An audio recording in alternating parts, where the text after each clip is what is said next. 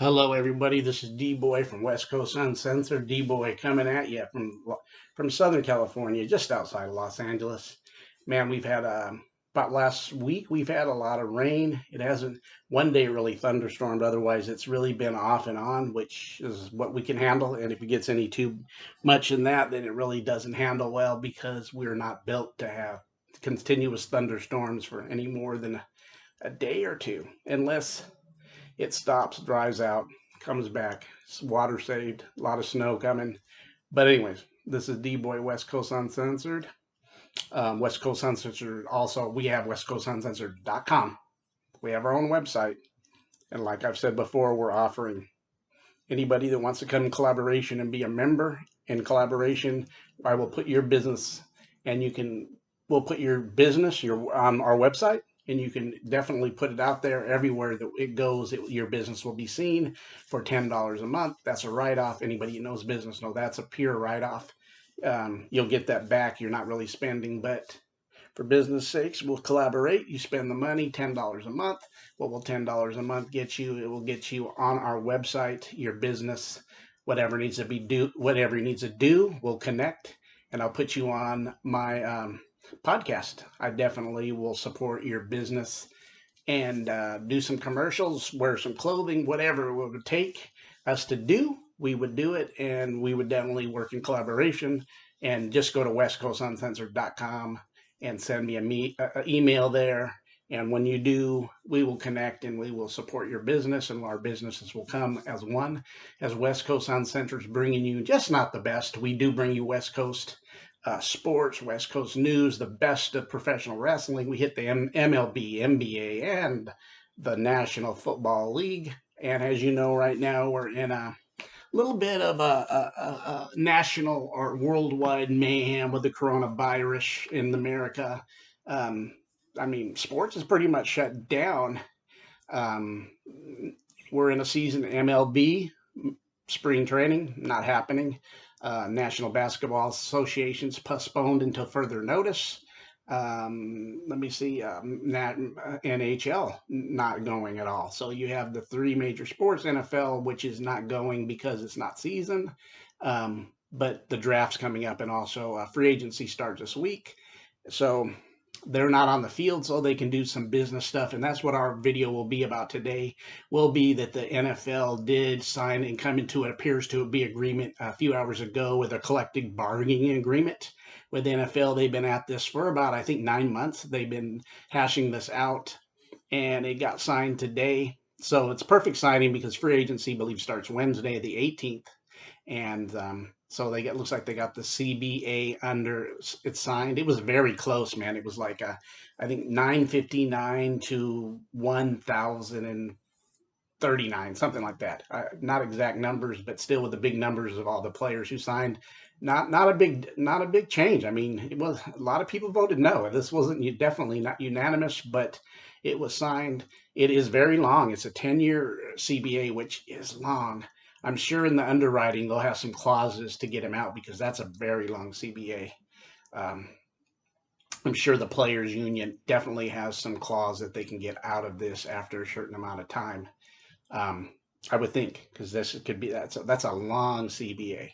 That would be definitely too long that you'd want to do in a business agreement with the union and player management and definitely the ownership.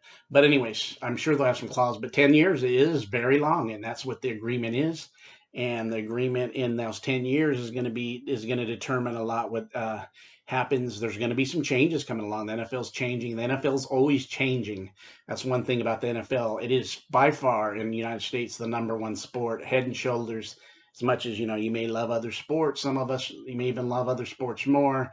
But as far as a money making, TV watching sport, the NFL is head and shoulders above all its competitors. At one time, this sport, Dodgers. Here I am, had my Dodger shirt on. Um, one time, the America's pastime in this country was Major League Baseball, but that passed its time a long time ago. It's not even two. I believe the NBA is probably two, and may even a distance itself too from Major League Baseball, which I'll say is three. but there's probably a nice little distance from 2 to even 3, and from 2 to 1, huge difference between the NFL. So we're going to get on what was the main points of the CBA today, and one of the main points I said is a 10-year agreement. And the vote, definitely the CBA is finalized. They're final. It's definitely a lot of pages, so we don't know fully what the lawful things. Like I said, there's probably a clause and definitely a way to get out of it early, because the players, I don't think they would go. 10 years is a long time. If there's no clause to get out that before 10 years, if it's not working, the owners would make out like bandits. But there is some ways that they in this that looks like it will be money making for the league. And of course, as we know with Major League Baseball, I mean with the National Football League, it is not all player sided. It is definitely always lean heavily towards management. And I know that the NBA and Major League Baseball's unions pretty much have the owners in a place of they're just strong. I mean, the NBA in the last years has just got more power and power, and baseball's union has been powerful for a long time, but it necessarily hasn't for the Major League Baseball recruited into the growth of the sport, TV, and in this country and in some of the communities in this country where there's less baseball players playing, whether it's the inner city and stuff like this. The NFL, baseball tries to stay within its traditions, and I think it's been costly to it. The NFL and the NBA, but the NFL too has been open minded about change. If something doesn't work, they'll change it immediately. And we've seen by the change of the sport within the last few years that they have, and their TV deals are outrageous. And that TV deal is going to be, I haven't heard what the TV deal is, but I'm sure it's big. I've heard some talk about streaming service, but I'll get into that because it will correlate what I'm going to give you. I'm going to give you some bullet points on the CBA. First of all, from not this year, not the 2020 season to the 21 Super Bowl, but the 21 to 20 from then on in, we're going to go to a 17 game schedule. Yes, they're going to drop a preseason game, I believe, or I have 3 preseason games and one open padded full pad within a team or maybe with another team, but they will drop one full preseason game when this starts.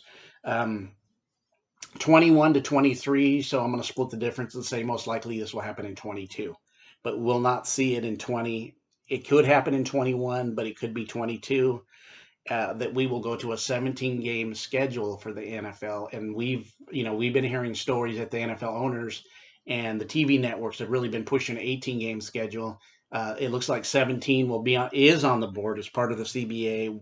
It can happen anywhere between 21 and 23. Look for that change, and like I said, split the difference, probably 22. We'll go to 17 games, and in that 17 game season, what will happen is you will see a wild card team added. Yeah, we will have 7 teams and one more wild card added. We will have 7 teams in the AFC and 7 teams in the AFC, making a total of 2 more, 14 teams that will enter into the postseason play. I thought one of the things that made the NFL stick out above some of the other sports, especially hockey and basketball, where there's like 8 in each division make the playoffs in over 50%, and sometimes I think that just from your 1 seed to your 8th seed, just too much watering down. I think that when you play, I just really think if you play more of a regular season and you take care of business that regular season, there needs to be a reward. And teams that are falling, that are down a little lower, and if they don't do the regular season, uh, why live in the playoffs? I mean, I know you could say it's old school, but I think the regular season needs to have validity. And I'm not saying this isn't, because what I'm going to say next is going to even make it even more valid why you do the things that you do. It's going to still in the NFL will promote winning games and having higher seeds, but it does let in each conference one more team um, in both leagues. There only be one bye. The first, top seed in the NFC and the top seed in the AFC will have the bye. There'll no longer be first and second team buys. I kind of don't like this either. I think if you're the first and second seed, you played 16 games, you got those seedings because you've been consistent more than everybody else in your division or your league. I think it needs a reward, but it isn't. It's going to be tougher. It will have the first and second teams, if they're battling it out, not not not take it off, because the number 1 seed will be very important, because the second seed will end up playing that extra wild card round because they'll have to play that new seventh seed. That's the way it's going to work, guys. There will, when this happens, whether it's 21, 22, 23, when it starts, not this next year, you will have 7 teams. The one seed will get the only 2 week break. We've been watching for a long time that it's been that the 1 and 2 seeds get the bye. Well, the 2 seed will no longer get the bye. They will get the last seed. They will get the 7th seed, but they will not get a bye. So those teams that are, if there's a close between the 1 and 2 seed, look for them to play harder, attempting to get that week off, attempting to have the number 1 seed in the division. That's good, but I don't know how I feel. I know how I feel. It does make competition for that number 1 seed. Excuse me, that number 1 seed strong, but I'm not so sure that I like the number 2 seed because it's just so used to it gets that bye too, and they won't. It will be gone. That will be some of the things happening. The 17th game will be added. As you know, in the 16-game schedule of the even number schedule, you play 8 home games and 8 road games. With a 17th game schedule, you can't do that. It'll always be an imbalance. So the solution that they're going to, it appears to be, will be that they will have every team will push an international game.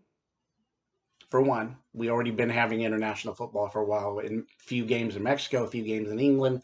Look for that to happen more, but also look for some neutral sites, meaning places that don't have NFL football but could hold them in stadiums, like maybe some of the cities that are closer to, now with the 49ers are going to say now. I was going to say now with the Bay Area, maybe Cal University or Stanford and those are possibilities, but as we know, the 49ers are still there. Those are all possibilities, but look for like places like maybe Michigan.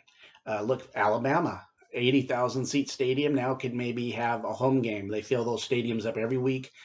Some of these bigger cities that support big time college football with big time attendance now maybe having been able to host a couple, maybe 1, 2 NFL games will come into their city, which they normally don't. I'm here on the West Coast. The first thing that popped in my mind was what city could we get to host a football game that is not LA. San Diego doesn't have a team, so maybe they can They can have a couple of games at San Diego. I don't know where they play. That's the other story. They left because they don't have a stadium, so so that's true. But Fresno has a stadium that probably around 40, and maybe if they can get it up to 40, 42, 45,000, why not have an NFL game there? Sort of some of the other places that they would have. So there's other cities that are around. I mean, there's only 32 teams, and there's a lot of college football teams that fill up the arena. Ohio State University, Texas, even though we know that both those teams have multiple pro teams, but some of them other states that don't have any pro football, Alabama sticks, Mississippi sticks in my mind, some of those southern schools, maybe Boise, some of those Midwest schools that don't have any pro football in their state or in their vicinity, maybe they will have neutral site games. So look to go expand more international. Maybe we already know Mexico, and Mexico's been doing this for a while, and Mexico City, and also in London, maybe adding Germany could be an international lead, or maybe there's some other places they like to tap outside of even that, maybe even Japan, whatever things that they could be looking at. So they'll add international and more neutral sites. And like I said, neutral sites could be places in the United States that is outside professional football, but have, like I said, in the SEC just really pops out to me. Big Ten, SEC, Oregon.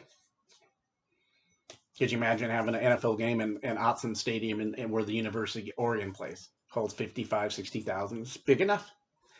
So some of those things are going to be there. So we're looking at neutral sites. We're also looking at expanding the roster from 46 to 48 and expanding the practice roster up to 12 spots from where it is. So it looks like starting immediately, it will expand to 12 by 2022. It's going to expand to 14 with the capping off at 14 players within the practice roster. So with the extra game, they're looking to add more practice roster spots, more roster spots. What this will do is, and then cut down on the preseason game to help with injuries and to lengthen and widen the roster for all about injuries and playing the extra games and not having the extra preseason game to have the possibility of injuries. That's kind of what they're looking at in that end. I don't know what your guys' thoughts are when I look at some of it. I mean, we kind of what I went over wild card, adding a team. Some of the things definitely break your tradition and you break your thinking that I could say I don't like. I the first thing I thought about adding another team is you're watering down the playoffs. I think the NBA is doing it. I know that it's adding interest towards the end of the season as more teams are vying for those eighth spots. So it keeps teams excited within the cities during the regular season for basketball and also for baseball. Some teams may not make trades with the top teams anymore because it's not like the old days as MLB has expanded their playoff picture and their wild card picture. So maybe teams that were not in a situation that they're in the wild card, they're in the wild card race. And maybe they, in the past, they would say, well, let's make some trades and make some changes and get rid of some players that the teams for sure were in the playoff hunt in that first, for first place, top notch teams that they wouldn't make those trades because they won't make those trades now because they're in the heat of a playoff race.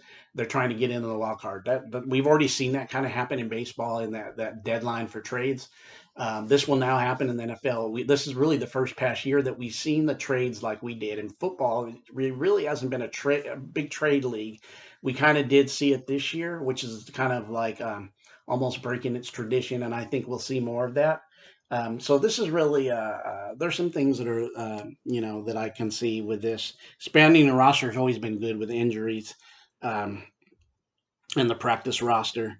Having people that are on your practice roster that know your system, that know your plays, whether offense or defense, is always good instead of going get somebody off the waiver wire that has to come in and learn everything like really quickly and may not know it if they're already there in a practice situation. And guess what they're going to do? They already know your system. That to me is a good. Dang, the adding of players has been good. Even if they kept it, I always thought it was great to expand rosters. Um, God, that seventh playoff team and second seed not getting a bye doesn't set the best with me, but changes happen. Changes where growth is. I do see that if teams are vying for a number one seed, and that second team, which may say, "Oh, you know what? We're gonna set people because we already got the second seed wrapped up. We're just gonna be happy with our second seed. We're gonna get in, and we got to buy to get healthy for when the playoffs start, the divisional round. Now are gonna have to rethink their thinking." And if they're in line or they have games, then they can still get that number one seed. They're going to have to not set people, but be competitive to try to get the number one seed. Because if you're the number two seed, you don't. The benefit the number two seed will have is that you will play the seventh seed, which is sense. Two will play seven, over six will play three, and five will play four. Three will play six. So that would be the benefit of it. But it's changes, and sometimes people don't like changes and they'll trash it. But it's the CBA. Those changes are happening. If you're an old NFL head, you're going to look at things and go, you don't like it, but the reality, life changes and things changes. The game's not the same. It's no longer, there's been a change for a while now. It's no longer 3 yards in a cloud of dust. Even I've talked about it before, and I was talking about it with somebody the other day that was a running back, that was a talented running back in high school and was going to college, and they're a running back, and we talked about the devaluing of the positions in the NFL, and those that are valued and the running back is definitely one of those that have been devalued. I mean, we're looking at the Los Angeles Rams now, looking at the paying of Gurley and second guessing if they should have gave Gurley that money because of the way the NFL is now. The running backs are almost at the place you get drafted. You won't get drafted in the top 10. And if you do, you get drafted. You play that 3-4 years. Your contract runs out, and you don't get a second contract because they're just going to go get another young running back because they feel you're worn torn. By the time you get in that second, 2 or 3 years in that second contract, guess what? You're probably The real feeling is you'll not be the player you used to be, and we can go get a young 21-year-old guy or guy right out of his junior year in college is 2021, and we can go get him in the second round, and he'll be as good to us, and the cycle will continue unless something changes that we value the running backs like we used to. But that's part of the change. The left tackles paid well. Defensive ends, because the left tackle's got to block the quick defensive ends who are trying to get to the quarterback. Both positions are paying well than other positions. There's cornerbacks paid well, wide receivers. I mean, in the high school. So this is kind of the things. What I'm trying to say is change happens even within the sport. So the CBA looks to be done. It's a bunch of pages, so I'm just giving you a little bit because I'm sure this is a lot of legalities and stuff we couldn't go over, and maybe it would be boring, like talking about numbers all day. But anyways, the reality is that it's signed, sealed, and delivered. And what we do have with all the coronavirus and nothing happening, and I hope everybody's taking care, doing what they need to do. Whatever your opinion is of it, I'm just not going to get into all that. But whether you think it's just, whatever you think it is, are you fearful? Or are you not? I'm not going to get into all that. But anyways, um, nothing is happening. We have no word on the NBA restarting.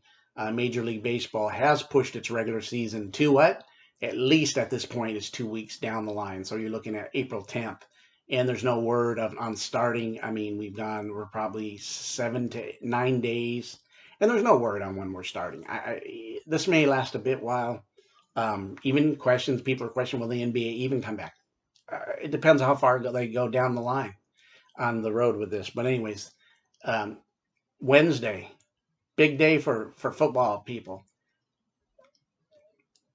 Free agency starts, and you don't have to play. So I'm sure with this being done, free agency will start. And with free agency starting, guess what? It's not a game. Nobody's playing in a field, in an arena, in a field, stadium. It will start. It will get done. Maybe everybody doesn't come together. Maybe everything's done by Skype. Get your facts near. Get your money. Get your money. What you want? Do you accept this, or what team you're going to? This won't stop that because this is all done with social media now. I mean, we can fax, we can talk on, we can Skype and talk on video chat. So they can do all that now. They don't have to even meet in the same building if they don't want to. So they don't have to travel. But anyways, this is D-Boy from West Coast Uncensored. That's kind of what's happening. And with that, what we're going to do is we're going to get off. We have video.